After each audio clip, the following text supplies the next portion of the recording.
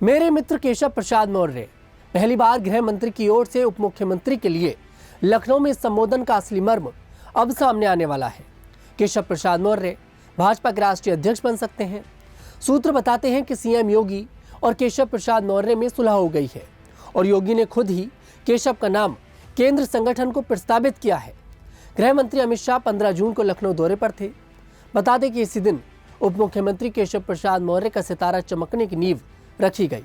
हालांकि नव नियुक्त सिपाहियों को नियुक्ति पत्र वितरण के भव्य समारोह को संबोधित करते हुए शाह ने सीएम योगी और उप मुख्यमंत्री ब्रजेश पाठक समेत सभी नेताओं का नाम उनके पद अनुसार बोला, लेकिन सिर्फ केशव प्रसाद का नाम लेते वक्त व्यक्तिगत अनुराग प्रदर्शित करते हुए मेरे मित्र का संबोधन करके सबको चौंका दिया था।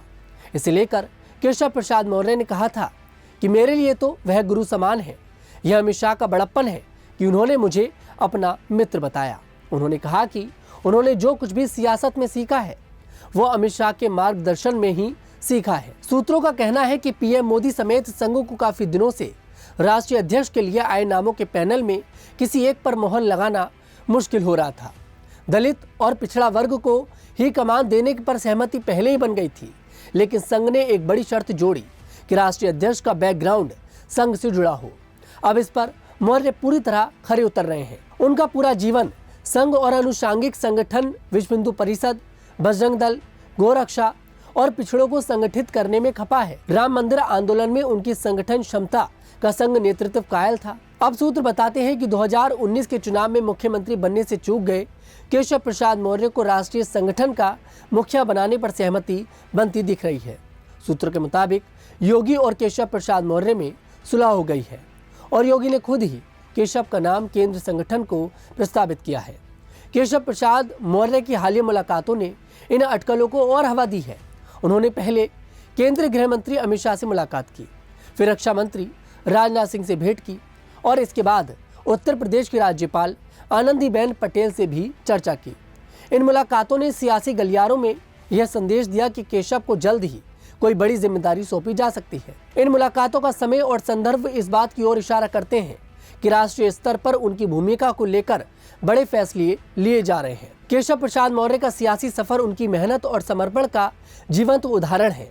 एक साधारण पृष्ठभूमि से आने वाले केशव ने अपनी मेहनत और संगठन कौशल के दम पर न केवल उत्तर प्रदेश की राजनीति में अपनी पहचान बनाई, बल्कि राष्ट्रीय स्तर पर भी अपनी उपस्थिति दर्ज कराई।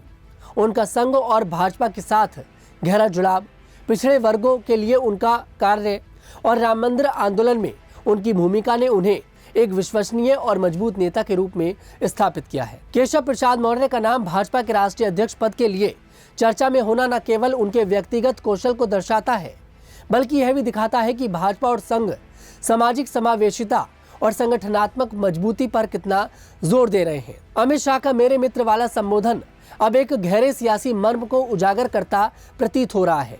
यदि ये खबर सही साबित होती है तो केशव प्रसाद मौर्य का राष्ट्रीय अध्यक्ष बनना न केवल उनके लिए बल्कि उत्तर प्रदेश और पूरे देश में भाजपा के लिए एक नया अध्याय शुरू कर सकता है। यह देखना रोचक होगा कि आने वाले दिनों में यह सियासी समीकरण कैसे आकार लेता है। अगर आपको हमारी रिपोर्ट अच्छी लगी कमेंट सेक्शन में जरूर बताइएगा। मैं तनुज दीक्षित फिर आपसे मुलाकात करूंगा। तब तक के लिए हमारे साथ देखते रहिए न्यूज़ 15।